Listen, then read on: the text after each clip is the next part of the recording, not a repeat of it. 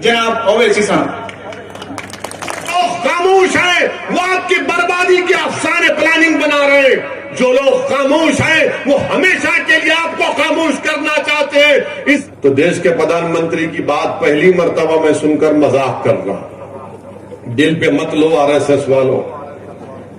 तो देव को शेख ने, सऊदी शेख ने प्रधानमंत्री को तोप दिखाई। प्रधानमंत्री माशाल्लाह हर चीज का गहराई से जायजा लेते हैं।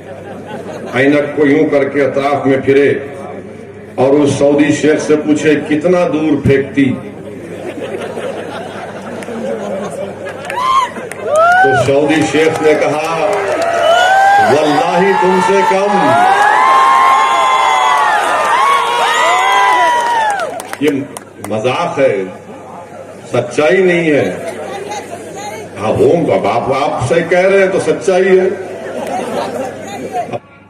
ये भारत का कंपोजिट कल्चर है कि रोड पे लाकर बच्चों को मारा जाए, शक की बुनियाद पर घरों को तोड़ दिया जाए। ये कंपोजिट कल्चर है। रद्दे पाकिस्तान की किताब लिखने वाले हुसैन अहमद मदनी के बारे में तुम क्या कहोगे, जिन पर क्या क्या इल्जाम नहीं लगाए गए, हमले किए गए। उनकी रूहें तड़प रही होंगी इस भारत को देखकर।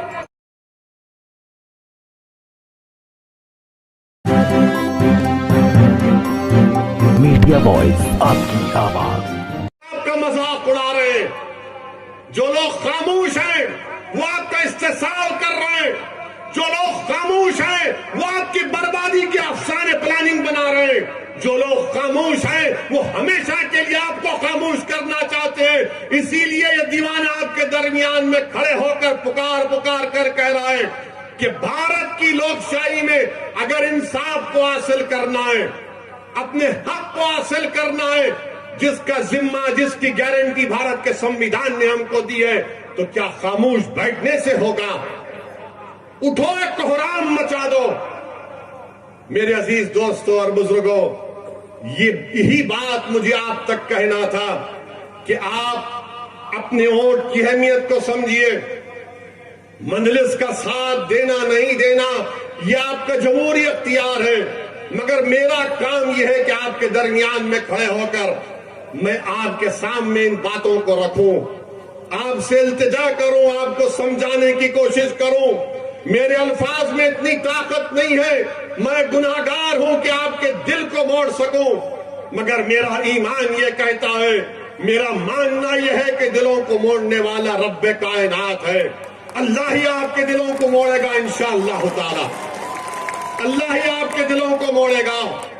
मेरे अजीज दोस्तों और बुजुर्गों, आज भाजपा के पास दिखाने के लिए कोई मुद्दा नहीं है। महंगाई आसमानों को छू रही है। पेट्रोल डीजल इतना महंगा हो चुका है कि लोग परेशान हैं। नौजवानों का, युवाओं का बेरोजगारी उनका मुकद्दर बन चुका है। नौकरी नहीं मिल रही है, तो देश के प्रधानमंत्री आकर कहते हैं कि हम यूनिफॉर्म सिविल कोड के लिए कमेटी बनाएंगे। देश के प्रधानमंत्री ना युवाओं को रोजगार की बात करते हैं।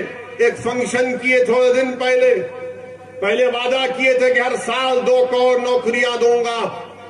अब 2 करोड़ से कम करके आ गए कि 2024 तक 10 लाख दूंगा। हाय मोदी जी, कितना झूठ बोलते हैं आप, कितना लंबा लंबा छोड़ते हैं आप। एक बार देश के प्रधानमंत्री सऊदी अरब गए थे। सऊदी अरब गए तो वहां पर वो रियाद में वो सऊदी भी उनको दिखाए, वो उनका वो किला पुराना और एक तोप दिखाए। देश के प्रधानमंत्री ने अपने मन की बात में कहा था कि कभी कभी मजाक करना चाहिए। तो देश के प्रधानमंत्री की बात पहली मर्तबा मैं सुनकर मजाक कर रहा हूं। दिल पे मत लो आरएसएस वालों। तो देव को शेख ने, सऊदी शेख ने प्रधानमंत्री को तोप दिखाई। प्रधानमंत्री माशाल्लाह हर चीज का गहराई से जायजा लेते हैं। ऐनक को यूं करके अतराफ में फिरे और उस सऊदी शेख से पूछे कितना दूर फेंकती, सऊदी शेख ने कहा वल्लाही तुमसे कम। ये मजाक है, सच्चाई नहीं है। हाँ होम तो अब आप सही कह रहे हैं तो सच्चाई है, अब आप कह रहे हैं तो मैं क्या बोल सकता हूं, क्योंकि 2 करोड़ नौकरियां गायब। पेट्रोल डीजल क्यों बढ़ा? यूक्रेन से बढ़ गया। अरे अजय, हर चीज का जिम्मेदार किसी और पे डाल दो, हर चीज का जिम्मेदार। चीन जो है, राजनाथ सिंह जाकर कहते हैं कि हम जो जमीन हमारे पास नहीं है कश्मीर के हम हासिल कर लेंगे। बहुत अच्छा है, करिए आप, कौन रोक रहा आपको? 8 साल हो गए।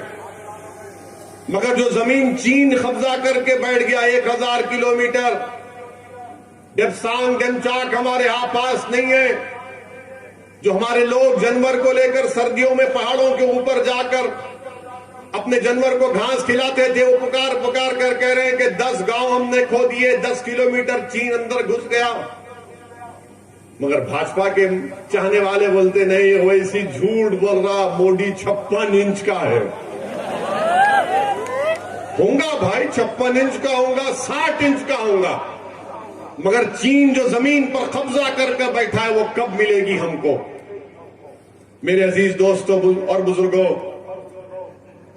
गुर्बत, पॉवर्टी गुजरात में बहुत ज्यादा बढ़ गई, मगर उसका भी कोई जिक्र नहीं होता। अब चुनाव आ रहे हैं तो शुरू हो जाएगा पुराना बाजा, शुरू हो जाएगा। नफरत पैदा करो, डराओ मुल्लाओं से, दाढ़ी वालों से डराओ, हिजाब की बच्चियों हिजाब पहनने वालियों उसके बच्चियों से डराओ, हर चीज से डराओ।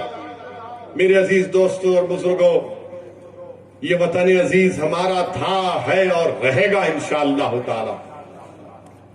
आज हम इस वतन अजीज के आजादी अमृत उत्सव के 75 साल मना रहे हैं और तारीख गवाह है और सुबह क़यामत तक यही तारीख रहेगी कि अंग्रेजों से जंग की लड़ाई, आजादी की लड़ाई 1920 में नहीं शुरू हुई थी, बल्कि टीपू सुल्तान की शहादत से जंग का आगाज हुआ। जंग प्लासी में सिराजुद्दौला की कुर्बानी से आगाज हुआ और फिर सन 57 में हमारे उलमा इकराम ने अंग्रेजों के खिलाफ जिहाद का फतवा दिया था। और ना सिर्फ फतवा दिया बल्कि अंग्रेजों के खिलाफ फतवा देकर उलमा इकराम ने अपनी जानों को कुर्बान कर दिया। अगर आज भारत को अंग्रेजों से आजादी मिली तो इसमें मौलाना महमूदुल हसन, उनकी कुर्बानी को कोई नहीं भूल सकता कि माल्टा की जेल में सर्दियों के मौसम में 4 महीने उस जेल के एक मैदान में इनको कैद करके रख दिया गया था। मुल्क से कितनी दूर है माल्टा? आज भी प्लेन से जाएंगे तो कम से कम 12 से 13 घंटे लग जाएंगे।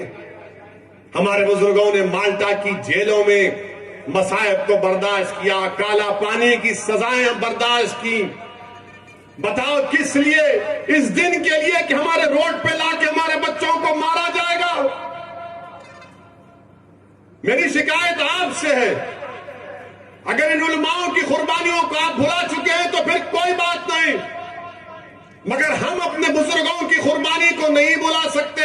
अगर आज हम आजादी से सांस ले रहे हैं, ये हमारे उलमाओं की मेहनत, उनकी कुर्बानी, उनका सदका है।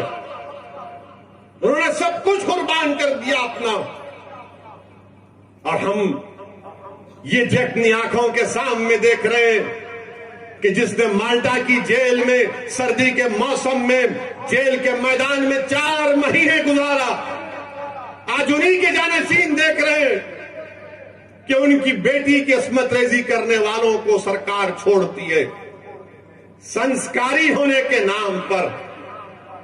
बताओ, या यही हम इसीलिए आजादी का अमृत उत्सव मना रहे हैं? यही हम खराज अकीदत पेश कर रहे हैं उन आजादी के अजीम मुजाहिदीन को जिन्होंने अंग्रेजों के खिलाफ अपना सब कुछ कुर्बान कर दिया। इसीलिए कुर्बान किया था जिन्होंने पाकिस्तान के 2 नेशन थियरी को रिजेक्ट किया, मुस्तरद किया, भारत के कॉम्पोजिट कल्चर की बात की थी। ये भारत का कॉम्पोजिट कल्चर है कि रोड पे लाकर बच्चों को मारा जाए, शक की बुनियाद पर घरों को तोड़ दिया जाए। ये कॉम्पोजिट कल्चर है। रद्दे पाकिस्तान की किताब लिखने वाले हुसैन अहमद मदनी के बारे में तुम क्या कहोगे, जिन पर क्या क्या इल्जाम नहीं लगाए गए, हमले किए गए। उनकी रूहें तड़प रही होंगी इस भारत को देखकर। मेरे अजीज दोस्तों और बुजुर्गों, क्या हम सिर्फ तड़पेंगे और सिर्फ आंख में आंसू लाकर अपने घर में जाकर सो जाएंगे? नहीं। मैं आपसे अपील कर रहा हूं कि उन उलमाओं को जिंदा रखना है, वो मरे नहीं। वो दुनिया से जरूर गए, मगर हमारे दिमागों में उनकी कुर्बानियां आज भी जिंदा और कल भी रहेंगी।